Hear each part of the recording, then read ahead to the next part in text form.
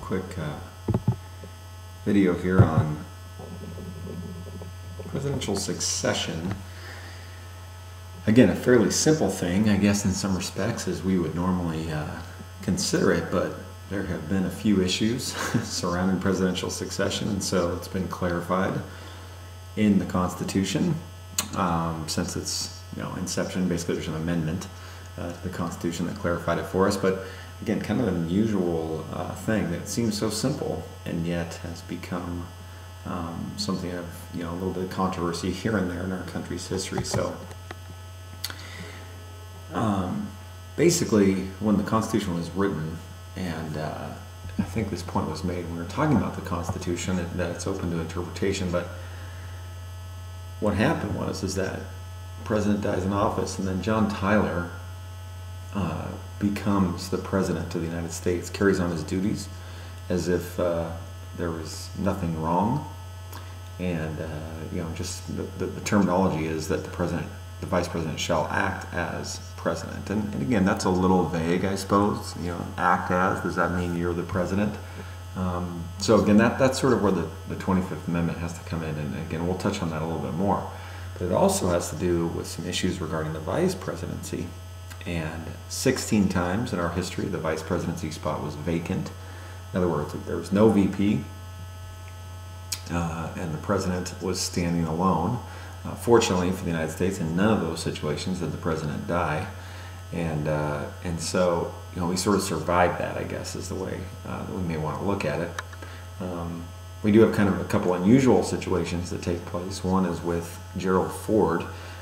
Richard Nixon had originally chosen Spiro Agnew as his vice president. Agnew, at one point, steps down, and basically they pick a new one, and the new one is Gerald Ford. And so Gerald Ford comes into the office of vice president, and then Nixon resigns. And so Gerald Ford becomes the first and only non-elected president. No American voted for Gerald Ford, not even as a VP. And he was also the first to be placed into office based on the wording of the 25th Amendment. I'm going to pause here and tell you my first question is, I want you to tell me why Spiro Agnew was removed from the VP spot. So that will be question number one. Why was Spiro Agnew removed from the VP spot? Okay, so basically the 25th Amendment touches on sort of two issues. One is that it very specifically states that the vice president shall become the president. So that's the first element here. But then it also talks about presidential disability. And this can happen in two ways. But the first of these would be if the president informs Congress in writing. Now, again, what comes to mind here is a situation where the president is going in for some kind of medical procedure and just will not be available. Maybe it's a problem with something simple. Again, I don't know. Again, some of these guys are a little bit older, but some simple surgery or something of that nature. Then the president could tell Congress, hey, I'm stepping down for these couple days. The other option would be if a majority of the cabinet advises Congress. Now, this would include the vice president, so it would be the VP and the rest of his cabinet. And for some reason, if they believe the president is disabled. Now, there's kind of a pretty popular movie, I suppose. You guys probably haven't seen it, called Air Force One. And in this movie, Harrison Ford plays the president. Who else, right? Harrison Ford is a good choice. But at any rate, Harrison Ford's the president, and on Air Force One, the plane gets taken over by terrorists, and then on board the plane is his wife and daughter. And so the question becomes, does he do things differently because his wife and daughter are on the plane? And so does that allow, could the cabinet, and part of the underlying theme of that particular movie is that the cabinet and the vice president are considering basically imposing the 25th Amendment, not allowing the president to continue to be president. So those are some possibilities. Now, the one thing on this with the 25th is that as soon as the president informs Congress that the disability no longer exists, it's over. He's back into play, and that would kind of allow this situation to end. Again, the president, all he has to do is write that, make a note and say, write a letter to Congress basically saying, I'm fine. So in either of these situations, it's not like they can, if you're thinking there's some sort of potential for a coup here or something like that, or an overthrow of the government, that's just not true. The reality of it is that the president could come back to power once he tells them that the disability no longer exists. For my age bracket, it's Ronald Reagan being shot, and potentially George W. Bush or George H.W. Bush coming into power after his issue with being shot, and so again, just a temporary disability. Okay, here you see the list of people that were put into play based on the Presidential Succession Act of 1947. And basically what this does is it gives us a hierarchy. In case of massive issue, it tells you the order with which people would become the president. Now, again, it's 1947. I don't think you have to stretch too far here to understand why we passed this law. And again, what would be the rationale? Again, I'm gonna ask this as question number 2. You tell me what just occurred historically that would make us want to pass the Presidential Succession Act of 1947. What's going on here in our world that really changes people's outlook on things? As far as knowing the order of these for some kind of test or quiz, no, not really. But I do want you to know the top 3, just to give you an idea of how this would play out. So, Vice President, Speaker of the House, President pro tempore of the Senate. But you keep going down this line, and you can see that there's an order of cabinet secretaries here that would be put into play. Now, here's kind of an unusual thing that occurs every year during the State of the Union address, which, again, we've maybe touched on a little bit, and maybe you're aware of it. The president's required by the Constitution to go to Congress and give them, what they call State of the Union, an update on what's going on, what his plans are for the year, that type of thing. And during that address, everyone in government is there. I mean, both chambers of Congress, the Supreme Court, all the cabinet except for one. Each year they will pick one person, one of these secretaries or one of these people on this list, to not attend that speech, just in case something were to occur.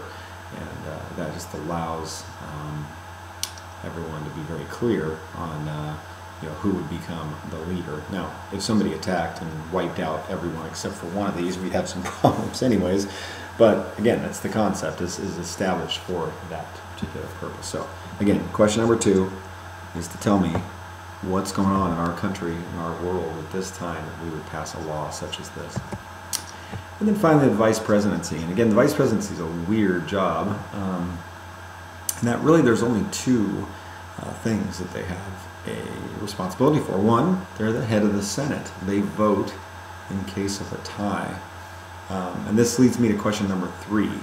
I want you to tell me what vice president had to vote most frequently in the Senate to break ties. Now, that sounds like it would be a fairly small number if you think about how many times we'd actually have a tie, and it is a small number, but kind of let me know what vice president's kind of a more recent one, but again, you're going to be able to look this up, I'm sure, via Google or what have you. But tell me, what do you think is or find out what the VP is that had provided the most opportunities for voting in a tie. The second thing the vice president really has responsibility for is to determine presidential disability. And again, this may never come up. So really, it's a fairly insignificant role. Now, with that being said, there have been VPs that have done quite a bit, and most of that depends on the relationship between the president and the vice president. Sometimes they get along, sometimes they don't, and ultimately VPs are chosen for a variety of different reasons initially, but most frequently it's to try and pick up a group of voters try and find maybe, for example, if a candidate is from the Northeast, they may want to find a VP from the South or the Southwest. If a candidate has distinguished views and a couple of them may be different than the majority of the party that they represent, they may find a VP who's super adamant in those two things. Again, it's not necessarily legitimate that that will happen and will cover up for those problems, but that's sort of how it's presented. Again, like I said, some VPs have specific tasks they're given. I can remember Al Gore, not the environment, shockingly, but Al Gore took on, kind of tagging the music industry and ultimately putting some rating systems onto TV. So he kind of took care of this sort of social element of our society, and he and his wife, Tipper, were very involved with getting music labels on music, and again that V chip that we now have on our TV that allows parents to control what their kids can watch. So if that bugs you, you can blame them. But at any rate, that's kind of the idea there. And again, the VP could be, again, for example, Joe Biden was chosen because President Obama had very little foreign policy experience, and so Joe Biden had been very involved in foreign policy, had been on those committees in the Senate in his past, and so that became a possibility for him. So again, you get some different reasons, but ultimately the VP is a very insignificant job unless the president gives them tasks and they have a relationship that allows that to occur. Okay. Finally, what I would like to do is that third question, again, kind of a short lecture today, is to tell me a little bit about the last, and let's go 5 presidents back. So we'll go Obama, and then we'll go George W. Bush, we'll go Clinton, we'll go H.W. Bush, and Ronald Reagan. And what I want you to do is tell me the vice presidents. I want you to tell me what state they represented and what their previous experience was. So were they senator, congressman, governor, whatever, just their most recent job experience. So pretty simple. You got last 5 presidents. Tell me who their VPs were, and then I want you to tell me what their state that they were from, and then who they, what their previous job experience was. Okay? Thanks a lot. That's the end of this lecture.